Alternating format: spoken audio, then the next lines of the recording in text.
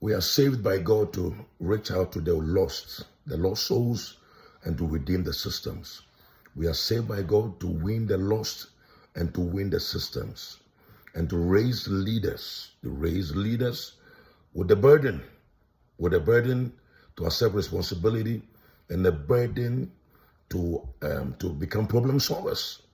Not just to live ourselves. The church is not the place where we go to God just to seek God for our need only. That those are pagan worship.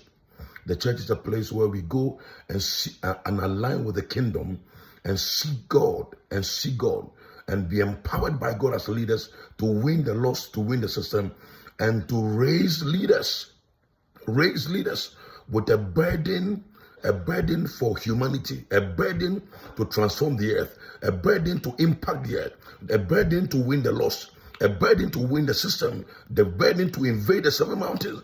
We are saved. We are not saved only to go to church and to sing worship songs and to listen to nice sermons and to collect breakthroughs and to go to all night and to go through the rituals, weekly rituals. The anointing of God is for solving complicated, complex global problems, human problems, national problems, and to break stubborn yokes upon society.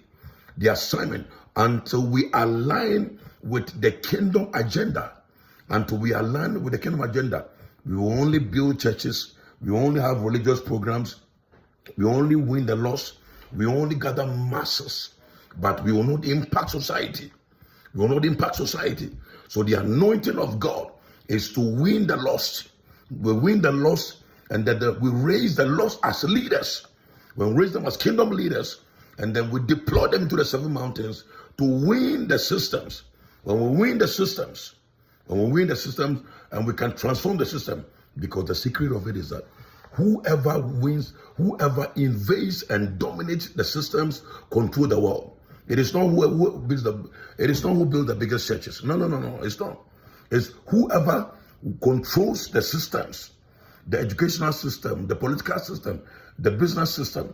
Whoever controls the systems in your nation and community, those are the ones.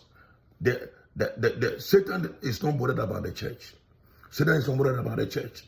The religious church has made his work easier. Satan is not bothered about the church. Satan is bothered about the systems. He wants the systems.